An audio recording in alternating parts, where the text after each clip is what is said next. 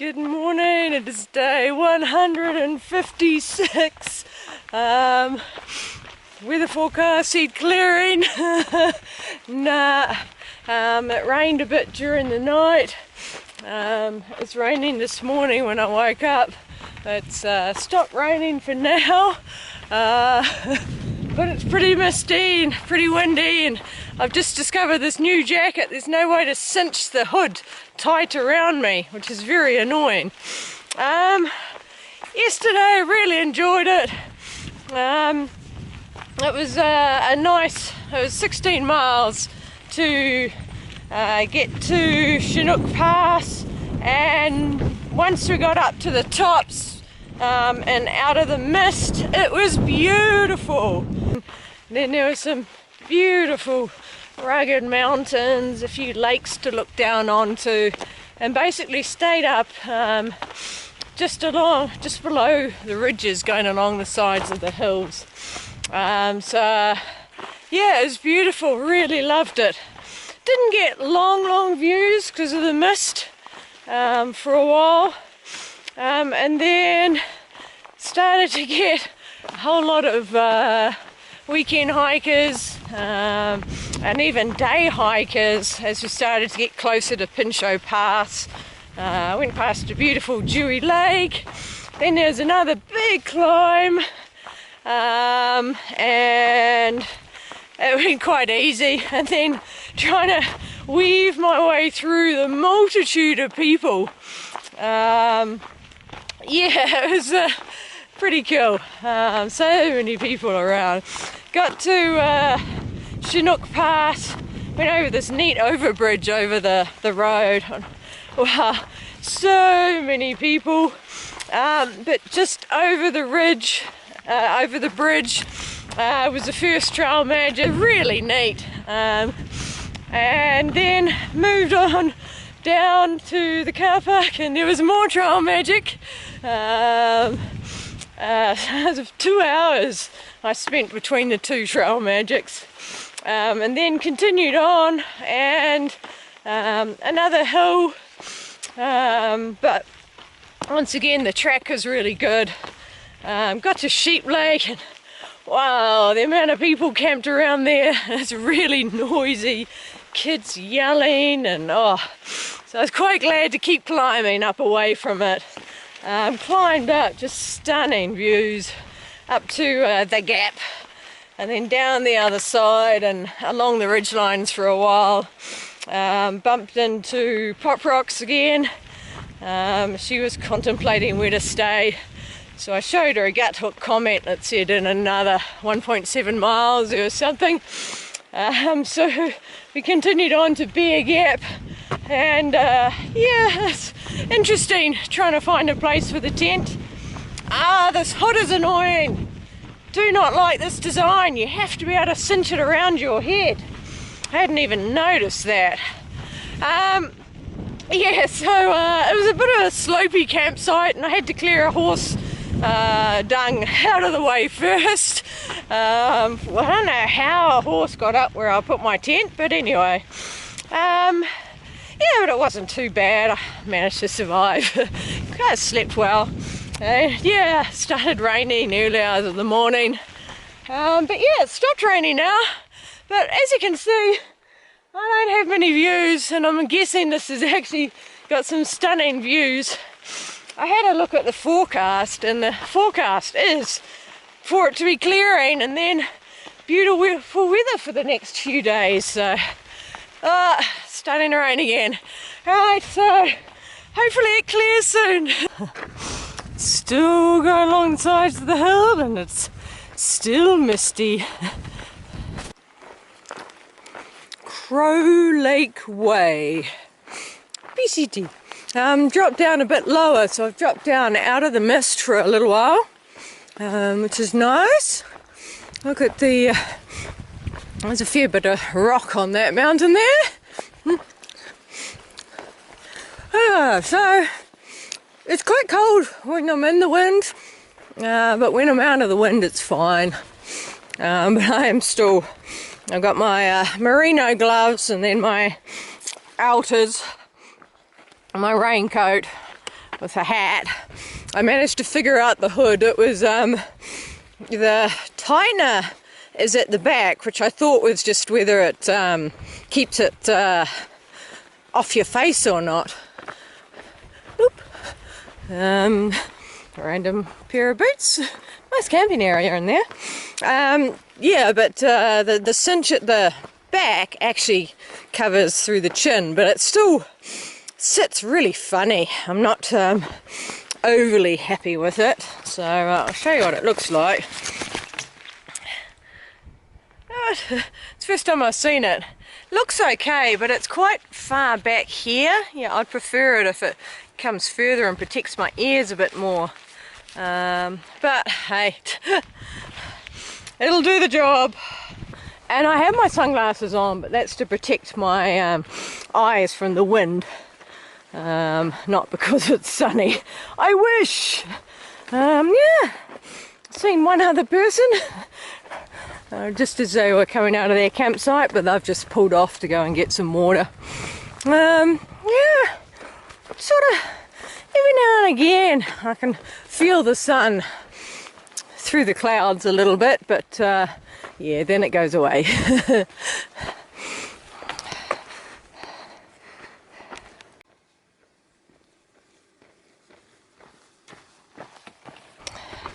One of the few burn areas I've come across in Washington. All that sun is really trying to get through. Just met two ladies going south. Didn't get the first one's name, but the second one was Grandma. Was her trail name. 10 o'clock and the mist seems to have burned off and the clouds seem to have disappeared. And the sun's out. It's still not warm. I have just taken off my raincoat and rain skirt, but it's just borderline. It's the wind. The wind's got quite a cold bite to it. But yay! It means I'll be able to actually see something instead of just mist, which is lovely.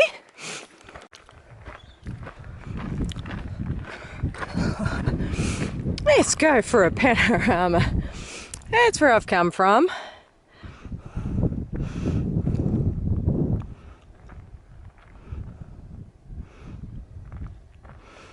And heading that way. I believe that's Mount Rainier. As I had no views yesterday, now, woohoo! There we go. I've just been wandering along the tops of the ridges. Every now and again I'm dropping down to beside the ridge, along the side of the hill. It's been, yeah, relatively benign hill-wise. Just, yeah, seems to be sort of rolling ups and downs. The view, still pretty cool. A few burnt forest to look at, but there's also been some live forest to look at. Not many flowers. Still got the Indian paintbrush and the lupin. Everything else on these white ones, everything else is starting to look a little dead as it is coming into autumn soon. Yeah, so it's been pleasant. Nothing special. I've just been daydreaming, thinking about other things, and yeah, just drifting off in my own mind. Set up my tent over there just to dry and had lunch, and someone else has got the same idea because it dries so quickly here.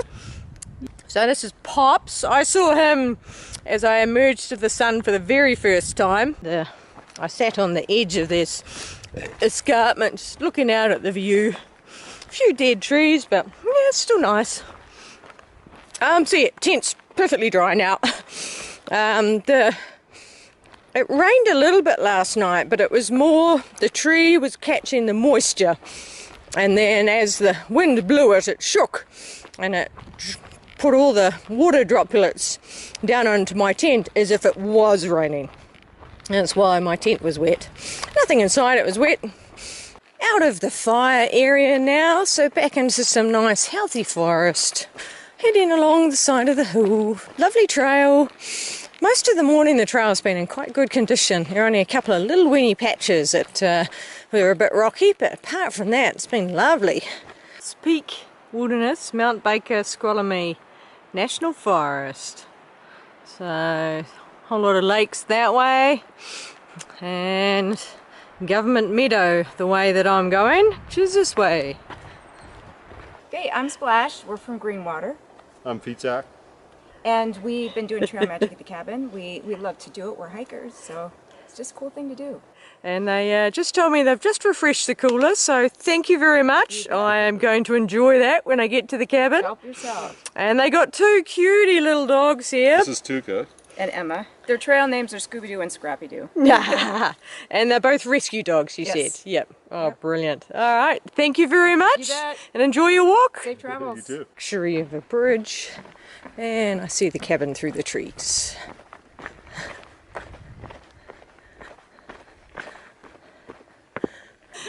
This is the Mike Ulrich cabin, built by the Snowmobile, I think. Yeah, Snowmobile Club, but open to the public. Very well marked with reflectors. Got celebrated when he died. And that's a little hut. Be quite comfortable in here. And there's the cooler. Right, what have we got? Jeff and Valerie. Oh, look at all those chips and grapes. Absolutely wonderful. And I believe there's drinks at the bottom. Oh, thank you very much, Jeff and Valerie. And a bit of a register to fill in as well. So here you go. Got some chips, got some Mountain Dew, and handful of grapes as well. Woohoo! A lovely setting. This is Government Meadow that it's sitting in. So yeah, pretty nice. Just sitting on the thing. People drying out stuff. Alright, trail magic done. Actually had toilets. It's the first of the huts I've come across with toilets. Oh, that was a nice little snack. That'll keep me going for a while. Alright, so continuing on. It's funny, I was thinking about something I was going to say on the video, and at the end of the day I was going to say this is the first uninterrupted day without a town or trail magic, and then we have some lovely trail magic. So yes, Washington, you are outdoing yourself in the trail magic stakes. So the trail comes around the back of the hut. And there's the outhouses. A service road, and this is the car park. So it's only 2 minutes from the hut.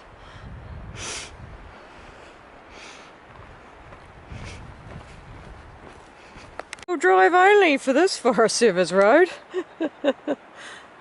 I'm hearing gunfire in the distance. It's just been single shots. Now I'm hearing fully automatic. Thankfully it's quite far away, and I hope it stays that way. Coming out onto a road. Lots of roads in this area. The trail pretty much is following along parallel to some of them.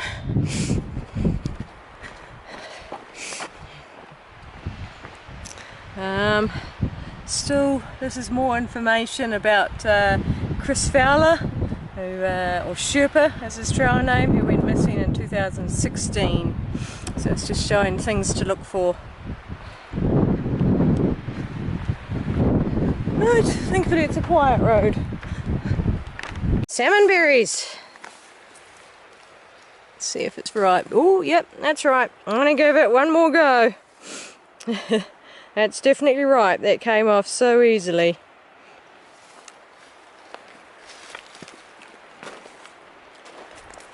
Oh wow, these are much, much better than those other ones. Oop, little insect off. It's mine. Nah. Yeah. Yeah, these are quite nice. And raspberries. Oh, can I get to it? Is it ripe? No. No, they're not ripe. Oh, wow. They just look so beautiful in there.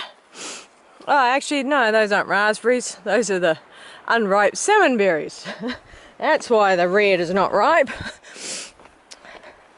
Alright. That's a nice little snack. Whoa, whoa. Need to make sure I stay on the path and not off it. Can't see it. It's covered in cloud. I can just make out Mount Rainier. But yeah, the cloud is just really covering it up, unfortunately. Right. Little car park, trailhead. Last cars I saw, they were picking berries.